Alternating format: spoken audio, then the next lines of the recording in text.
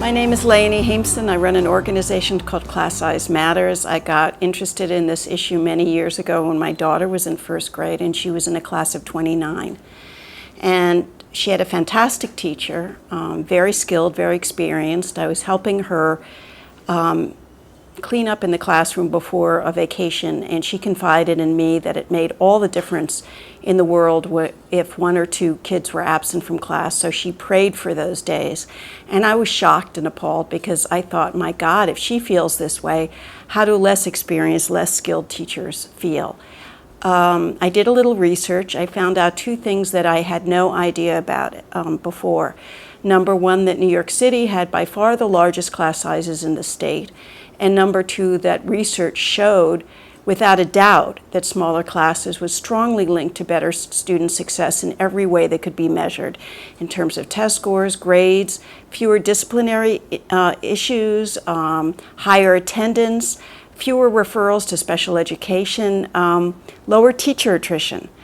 And all those things were being ignored. And before that, I thought, you know, in New York City public schools, we have a lot of poor kids, we have a lot of immigrant kids, we have kids of color. We're doing the best that we can. But after that, I realized we're not doing the best we can. We simply don't have the political will as a city to reduce class size, which we know would help all kids learn, but especially kids who are struggling and kids who are poor. Because the research shows that smaller classes have benefits for all kids, but twice the benefits for poor kids. And so I started volunteering and reaching out to parents, and eventually I got hired by education advocacy group called Educational Priorities Panel to work on this issue. And then I formed my own organization, Class Size Matters, in 2000. And I've been working on this issue ever since. We have helped in terms of the understanding of the importance of class size, but our class sizes right now in the early grades where the evidence is strongest are at a 15-year high in New York City's public schools, and have gone up in all grades since 2007. So we are still pushing. We're also pushing on the issue of school overcrowding, which is a hugely critical factor, obviously, in whether you can reduce class size.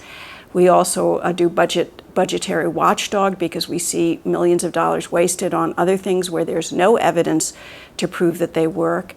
And we write a lot and blog a lot in order to try to counter the myths that are being pushed by some of the corporate reformers like Bill Gates, who spends a lot of money trying to get hired hacks to write research papers on why class size doesn't matter, while sending his own kids to private schools where class sizes are very small.